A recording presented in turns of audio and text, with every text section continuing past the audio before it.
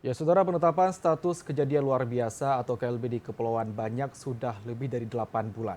Kendati demikian, kasus malaria di Kecamatan Pulau Banyak masih terus bertambah.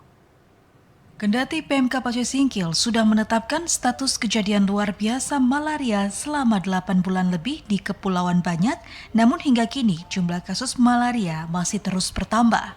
Berdasarkan data dari Dinas Kesehatan setempat dalam 2 minggu terakhir, terdapat 3 kasus malaria baru, seluruhnya berada di Kecamatan Pulau Banyak.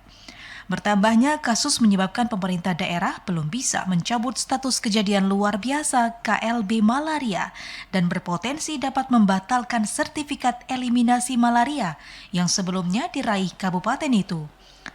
Kepala Bidang Pencegahan dan Pengendalian Penyakit Dinas Kesehatan Aceh Singkil, Raja Maringin mengatakan penanganan malaria terkendala sejumlah alasan, seperti kurangnya kesadaran masyarakat untuk mendatangi fasilitas kesehatan saat mereka mengalami gejala malaria, serta pola hidup sehat.